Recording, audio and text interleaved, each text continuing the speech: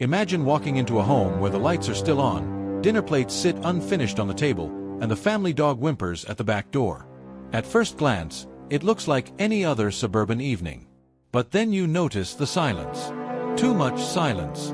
And then, beside each lifeless body, you see a folded piece of paper. Not a ransom note. Not an apology. But chilling words, written carefully by the killer himself, left behind as if he wanted you to read them. This is not just the story of a brutal murder. It's the story of a man who turned killing into a performance, and police into his audience. This is the disturbing case of the killer who left notes for police. The Parker family lived in the quiet town of Willow Creek. James Parker, 42, was a respected high school history teacher. His wife, Linda, was a nurse, described by patients as the kind of person who made you feel safe the moment she walked in the room. Their children, 14-year-old Emily and 10-year-old Noah, were known around the neighborhood for riding their bikes and helping out at community events. To outsiders, they seemed like the picture of stability. But behind the calm image of suburban normalcy, someone was watching them. Daniel Cooper was 27 years old, unemployed, and already slipping through society's cracks. Neighbors who barely noticed him described him as quiet, strange, but harmless. But those who knew him growing up remembered something darker. As a child, Daniel had been withdrawn, spending hours scribbling in notebooks. His teachers described his writing as unsettling, long pages of rambling thoughts, cryptic phrases, and drawings of distorted faces. One teacher even recalled Daniel telling her, "Words last longer than people. That's why I like them better." Over the years, that fascination with writing evolved into something more dangerous. By his mid-20s, Daniel was consumed with the idea of leaving behind a story that would force people to remember him. Why the Parkers? Investigators later concluded that Daniel targeted them because they represented everything he didn't have: love, stability, family. He began following them without their knowledge, watching James coach basketball practice, sitting outside the clinic where Linda worked, even filming the children as they walked to school. But Daniel didn't just watch. He began leaving anonymous notes in their mailbox. At first, the messages were strange but not threatening. "Every smile hides something. Your house looks different at night." But soon the tone shifted. "You don't know me, but I know you. Soon, your story will be mine." The Parkers assumed it was a prank, maybe from a student at James's school. They never reported it to police. On October 14, 2019, Daniel acted on his obsession. Just after midnight, he entered the Parker home through an unlocked back door. He was armed with a knife, gloves, and a stack of handwritten notes. According to forensic evidence, Daniel moved methodically. James was attacked first in the living room. Linda was confronted in the bedroom. Emily and Noah were discovered in their rooms, attacked in their sleep. But it wasn't just the violence that shook investigators, it was what Daniel left behind. Beside each victim lay a folded note, each one addressed personally, as though Daniel had written them specifically for his chosen audience. Beside James, "You taught lessons. Tonight, I taught mine." Beside Linda, "You healed others, but no one can heal you." Beside Emily, "Innocence never lasts." Beside Noah, "The story ends here." And on the front door, taped neatly at eye level, was a note for the police. "You'll find me when I want you to.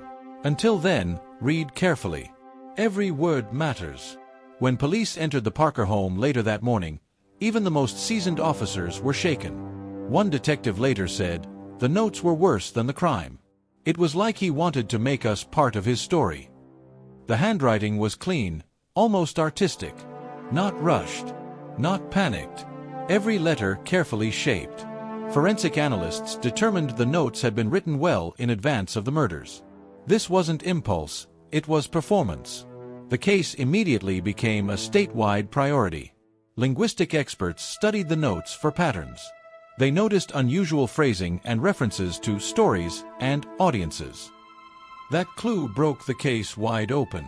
A retired teacher contacted police after recognizing the style. She remembered a former student, Daniel Cooper, who submitted essays filled with cryptic phrases about control, stories, and permanence. Police quickly dug into Cooper's background. They found that he lived just a few miles away from the Parker home. Surveillance confirmed he had been near the neighborhood in the days before the murders. On October 20th, officers moved in on Cooper's apartment. Inside, they found what they later called a library of madness. Dozens of journals filled the shelves, each one packed with disturbing writings. Page after page described families, victims, and perfect endings. Even more damning were drafts of the exact notes left at the Parker home. Some had entire sentences crossed out and rewritten, like an author editing his manuscript. When police confronted Cooper, he didn't resist. Instead, he smiled and said, "I knew you'd come. My words brought you here." In the interrogation room, Cooper was calm, too calm. He spoke to detectives like he was the one conducting the interview. When asked why he left notes, Cooper leaned forward and said, "Most killers are forgotten. They kill, and then the world moves on. But words are eternal. You'll quote me, you'll repeat me, and long after I'm gone, my story will still be told." Detectives pressed him on why he chose the Parkers. Cooper shrugged. "They looked perfect. I wanted to see how quickly perfection breaks." Throughout the interrogation, he never once expressed remorse. Instead, he seemed proud, like a writer unveiling his masterpiece. Prosecutors built their case around the notes. Each one was presented to the jury, a chilling reminder of Cooper's deliberate planning. Experts testified that the writing showed not only premeditation, but a desire to control the narrative. The defense attempted to argue insanity, pointing to his journals as evidence of a disordered mind. But psychiatrists disagreed. Disturbed?